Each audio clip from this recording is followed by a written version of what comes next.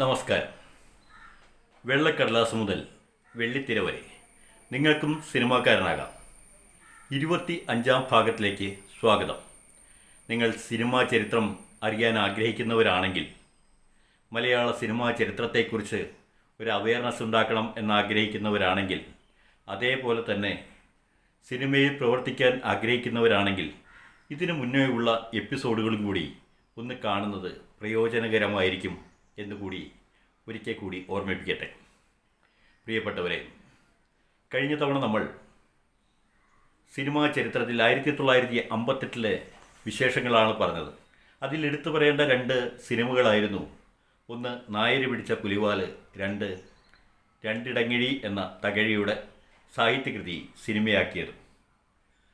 നായര് പിടിച്ച പുലിവാല് ഒരു ഹാസ്യ സിനിമയായിരുന്നു എന്ന് പറഞ്ഞ് മുഴുനീള ഹാസ്യമായിരുന്നില്ല, എങ്കിലും ഹാസ്യത്തിനായിരുന്നു പ്രാമുഖ്യം. നാട്ടിൻപുറത്ത് ഒരു സർക്കസ് കൂടാരം വരുന്നു. അവിടെയുള്ള ആൾക്കാരെ തങ്ങളുടെ കടയിലേക്ക് ആകർഷിക്കാൻ വേണ്ടി 2 ചായക്കടക്കാർ ചില തന്ത്രങ്ങൾ ആവിഷ്കരിക്കുന്നു. അവർ തമ്മിൽ പോര് നടത്തുന്നു. ഇതിനിടയിൽ വിജയിച്ച ചായക്കടക്കാരൻ്റെ മകള് ആ സർക്കസ് കൂടാരത്തിലെ ഒരു അഭ്യാസിയായ ചെറുപ്പക്കാരനുമായി പ്രണയത്തിലാവുന്നു. എന്നാൽ ഈ പെൺകുട്ടിയെ താല്പര്യമുള്ള ഒരു കവലച്ചട്ടമ്പി ഈ സർക്കസ് യുവാവുമായി മല്ലിടുന്നു. സർക്കസ് കൂടാരത്തിൽ തന്നെ ഈ യുവാവിനെ പ്രണയിച്ചിരുന്ന സ്ത്രീ നിരാശിതയാവുന്നു. ഇതൊക്കെയായിരുന്നു അതിലെ കഥ. ആ കഥ സത്യൻ, രാഗിണി, ജി.കെ. പിള്ള, മുതുകുളം, പങ്കജവല്ലി, പ്രേമ, കൊച്ചപ്പൻ, പിന്നെ പുലിവാൽ കൊച്ചപ്പൻ എന്നറിയപ്പെടുന്ന കൊച്ചപ്പൻ, ഇവരൊക്കെയാണ് ഇതിൽ അഭിനയിച്ചത്. രചന റൂബിൻ്റെ, ഭാസ്കരൻ മാഷായിരുന്നു അതിൻ്റെ ഗാനരചനയും സംവിധാനവും. ഇതാണ് നായര് പിടിച്ച പുലിവാല്. ഒരർത്ഥത്തിൽ ആദ്യത്തെ സർക്കസ് കൂടാരത്തിലെ കഥ അല്പമെങ്കിലും പറയുന്ന മലയാള സിനിമയായി എന്നുള്ളത്. രണ്ടാമത്തെ ഹാസ്യത്തിന് പ്രാധാന്യം കൊടുത്ത ഒരു സിനിമ മലയാളത്തിൽ ഇറങ്ങി എന്നുള്ളത്. ഇത് രണ്ടും മാത്രമാണ് ഇതിൻ്റെ ഒരു പ്രത്യേകത എന്ന് പറയാനുള്ളത്. രണ്ടിടങ്ങിഴി ആവട്ടെ മലയാളത്തിൽ വളരെ പ്രചാരം നേടിയ തകഴിയുടെ കൃതിയായിരുന്നു, നോവലായിരുന്നു. അതുമാത്രമല്ല, ബാലറ്റിലൂടെ ആദ്യമായിട്ട് കമ്മ്യൂണിസ്റ്റ് പാർട്ടി അധികാരത്തിൽ വന്നതിൻ്റെ പിറ്റേ വർഷം തന്നെ കമ്മ്യൂണിസ്റ്റ് ആഭിമുഖ്യമുള്ള ഈ ചിത്രം എടുക്കാൻ പി. സുബ്രഹ്മണ്യം തയ്യാറായി എന്നുള്ളതും കൂടിയാണ്. നായകനായി പ്രസിദ്ധ നാടകകൃത്തും അതേപോലെ തന്നെ നടനുമായ P.J. ആൻ്റണിയായിരുന്നു. എന്നാൽ P.J. ആൻ്റണിയേക്കാൾ ഉയർന്ന അഭിനയം കാഴ്ചവെച്ചത് അതിൽ ജന്മിയുടെ വേഷം ചെയ്ത കൊട്ടാരക്കര ശ്രീധരൻ നായരാണ് എന്ന് പറയേണ്ടി വരും. 1959 ആയപ്പോഴേക്കും ചരിത്രത്തിലെ മലയാള ചിത്രങ്ങളുടെ കാര്യത്തിൽ വളരെ ഇടിവാണുണ്ടായത്. ആകപ്പാടെ ഉണ്ടായത് 3 ചിത്രങ്ങൾ മാത്രമാണ്. പ്രത്യേകത ഒന്നും അതിനകത്ത് പറയാനുണ്ടായിരുന്നില്ല. ഇതാണ് 1959 കടക്കുമ്പോൾ മലയാള സിനിമാ ചരിത്രം ഇവിടെയാണ് എത്തി നിൽക്കുന്നത്. നമ്മൾ പറഞ്ഞു വന്നത് പാട്ടെഴുത്തിനെക്കുറിച്ചാണ്. പാട്ടെഴുതിയിരുന്ന വയലാറിനെക്കുറിച്ച്, എസ് രമേശൻ നായരെക്കുറിച്ച്, മുല്ലനേഴിയെക്കുറിച്ച് ഒക്കെ നമ്മൾ പറയുകയുണ്ടായി. അതേപോലെ ഗിരീഷ് പുത്തഞ്ചേരിയെക്കുറിച്ച്, മങ്കൊമ്പ് ഗോപാലകൃഷ്ണനെക്കുറിച്ച് ഒക്കെ കഴിഞ്ഞ ഭാഗത്തിൽ ഓർമ്മിക്കുകയുണ്ടായി. ഇവരെഴുതിയ പാട്ടുകളും കൂടി നമ്മൾ ഇഴകീറി ചില പാട്ടുകളും കൂടി പരിശോധിക്കുമ്പോഴാണ് പാട്ടെഴുതാൻ ആഗ്രഹിക്കുന്നവർക്ക് അതിൻ്റെ ഒരു ടെക്നോളജി മനസ്സിലാവുക. എങ്ങനെയാണ് ഇഴപിരിച്ച് ചേർത്തിരിക്കുന്നത്, അവർ എന്തൊക്കെയാണ് ചെയ്തത് എന്ന് മനസ്സിലാക്കുക. ഇതിനിടയിൽ വിട്ടുപോയ ചിലവരുണ്ട്, അല്ലെങ്കിൽ കൂട്ടിച്ചേർക്കേണ്ട പലരുമുണ്ട്. അതിൽ പ്രധാനപ്പെട്ടവരാണ്, ഓർക്കാതിരിക്കാൻ പറ്റാത്തവരാണ് ONV ആയാലും, യൂസഫ് അലി കച്ചേരി ആയാലും, ഭരണിക്കാവ് ശിവകുമാർ ആയാലും, ബിച്ചു തിരുമല ആയാലും, മുല്ലനേഴി ആയാലും ഒക്കെ. ONV, ശരിക്കു പറഞ്ഞാൽ ONV ആണ് ദേവരാജനുമായി ഒരു കൂട്ടുകെട്ടുണ്ടായിരുന്നത്. ONVക്ക് സർക്കാർ ജോലി കിട്ടിയതോടുകൂടി ദേവരാജനിൽ നിന്ന് മാറുകയും ഗാനരചന കുറയുകയൊക്കെ ചെയ്തു. പിന്നീട് ബാലമുരളി എന്നുള്ള പേരിൽ 1-2 സിനിമയ്ക്ക് ONV പാട്ട് എഴുതിയിരുന്നു. ആ സിനിമകളുടെ പേര് കാട്ടുപൂക്കൾ, കരുണ എന്നിവയാണ്. മാണിക്യ വീണയുമായൻ, അതൊക്കെ ആ സിനിമകളിലുള്ള ഗാനങ്ങളാണ്. അങ്ങനെ ദേവരാജൻ വയലാർ കൂട്ടുകെട്ടാണ് പിന്നീടുണ്ടായത്. അതിൽ അവരുടെ കൂട്ടുകെട്ടിൽ മാത്രം 755 ഗാനങ്ങൾ ഉണ്ടായതായാണ് പറയപ്പെടുന്നത്. ONV-യും ഭരണിക്കാവ് ശിവകുമാറും യൂസഫ് അലി കേച്ചിയും മുല്ലനേഴിയും ബിച്ചു തിരുമലയൊക്കെ എഴുതിയതിന് ചില പ്രത്യേകതകളുണ്ടായി. ആ പ്രത്യേകതകളും വ്യത്യസ്തതകളും നാം മനസ്സിലാക്കുമ്പോൾ എഴുത്തു വഴികളിലൂടെ യാത്ര ചെയ്യുന്നവർക്ക് അത് പ്രചോദനകരമായിരിക്കും, പ്രയോജനകരവുമായിരിക്കും. മലയാളത്തിലെ രണ്ടാമത്തെ ദേശീയ പുരസ്കാരം, ആദ്യത്തെ ദേശീയ പുരസ്കാരം ലഭിച്ചത് വയലാറിൻ്റെ ഗാനത്തിനാണ്. കഴിഞ്ഞ ഭാഗത്തിൽ പറഞ്ഞു, വയലാർ പലപ്പോഴും തത്വചിന്താപരമായാണ് ഗാനങ്ങൾ എഴുതിയിരുന്നത്. മനുഷ്യൻ മതങ്ങളെ സൃഷ്ടിച്ചു, മതങ്ങൾ ദൈവങ്ങളെ സൃഷ്ടിച്ചു എന്ന ഗാനത്തിനാണ്, അച്ഛനും മാപ്പയും എന്ന ആ ചിത്രത്തിലെ ഗാനത്തിനാണ് 1972 വയലാറിന് ദേശീയ അവാർഡ് കിട്ടിയത്. എന്നാൽ ONV-ക്ക് ദേശീയ അവാർഡ് കിട്ടിയ ഒരു ഗാനമുണ്ട്. ഇന്ദ്രനീലിമയോലും ഈ മിഴി പൊയ്കൈകളിൽ ഇന്നലെ നിൻമുഖം നീ നോക്കി നിന്നു. മലയാളത്തിലെ രണ്ടാമത്തെ ദേശീയ പുരസ്കാരം കൊണ്ടുവന്ന ഗാനമാണത്. ഇന്ദ്രനീലിമ പോലും ഈ മിഴി പൊയ്കകളിൽ ഇന്നലെ നിൻമുഖം നീ നോക്കി നിന്നു. നോക്കൂ, ഈ ഗാനത്തിൽ നമ്മൾ കാണുന്നത് നായികയുടെ കണ്ണിൽ നോക്കി പ്രണയത്തിൻ്റെ തീവ്രഭാവം അളക്കുന്ന നായകനെയാണ്. എത്ര മനോഹരമായിട്ടാണ് ആ പ്രണയം അളന്നെടുക്കുന്നത്. നായികയുടെ കണ്ണിൽ നോക്കിയാണ് ഈ മിഴിപ്പൊയ്കകളിൽ, മിഴിയുടെ കണ്ണിനെ പൊയ്കയായിട്ടാണ് ഉപമിക്കുന്നത്. ഇന്നലെ നിൻമുഖം, എൻ്റെ മുഖമല്ല, നമ്മൾ നമ്മുടെ കണ്ണാടിയാണ് നോക്കണത്. ഇവിടെ അതല്ല, നിൻമുഖം നീ നോക്കി നിന്നു. അങ്ങനെ നോക്കി നിൽക്കുകയാണ്. പ്രണയത്തിൻ്റെ ഭാവ തീവ്രത മനസ്സിലാക്കാൻ ഇത്തരം വരികളാണ് ONV ഉപയോഗിച്ചത്. ഇന്നും ഗ്രഹാതുരത്വത്തിൻ്റെ പച്ച മലയാളങ്ങൾ ഉപയോഗിച്ചാണ് കവി ഗാനങ്ങൾ എഴുതിയിട്ടുള്ളത്. ONV-യുടെ ഗാനങ്ങൾ പലപ്പോഴും കവിതകളുമായാണ് ഒട്ടിച്ചേർന്ന് നിന്നിട്ടുള്ളത്.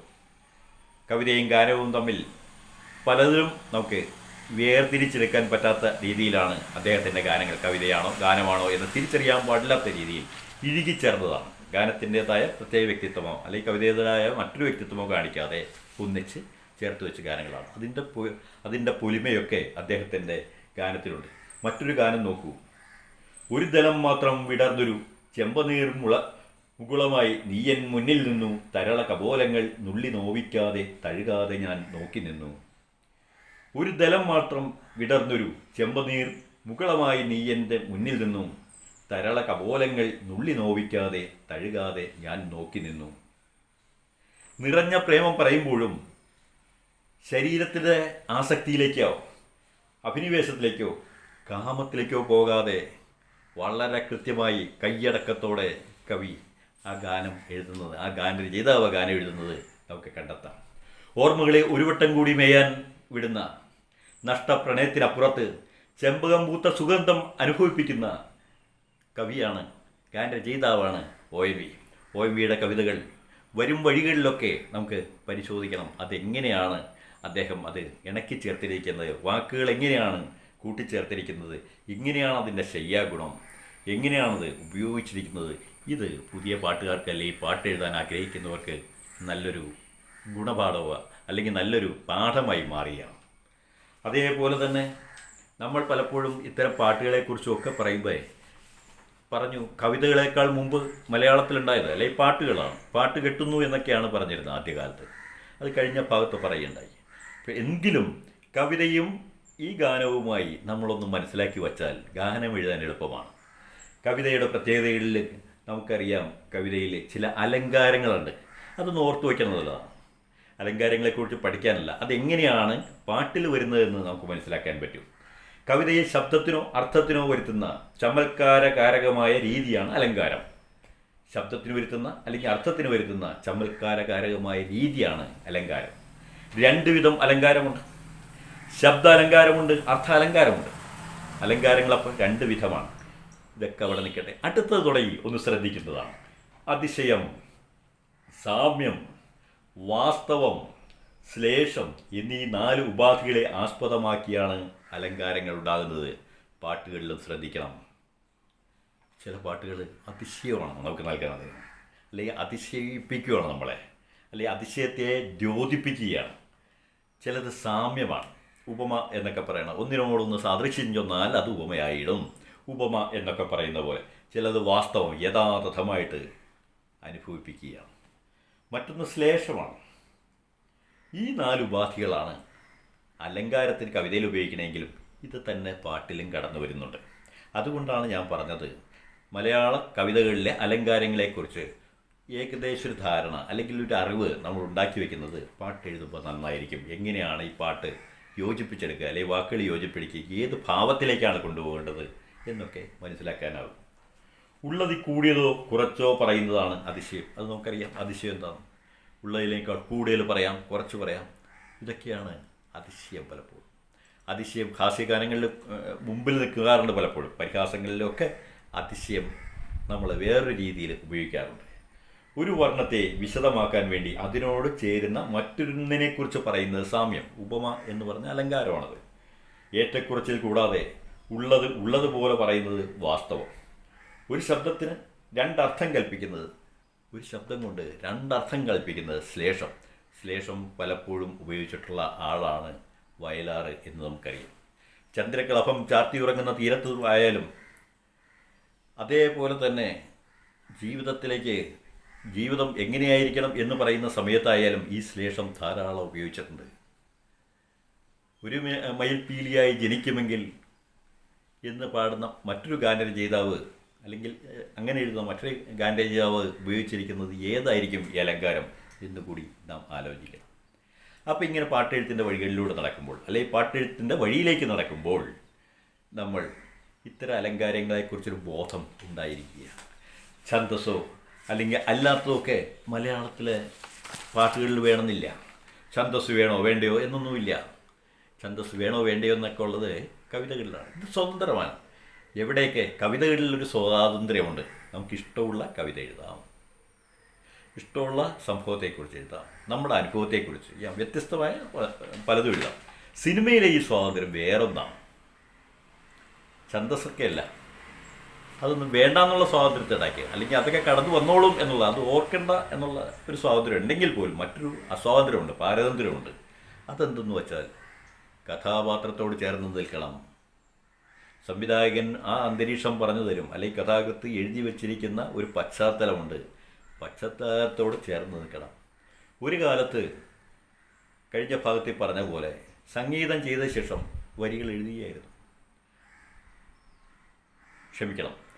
എഴുതിയ ശേഷം സംഗീതം ചെയ്യുകയായിരുന്നു. പിന്നീടത് സംഗീതം ചെയ്തതിന് ശേഷം വരികൾ എഴുതിയായി.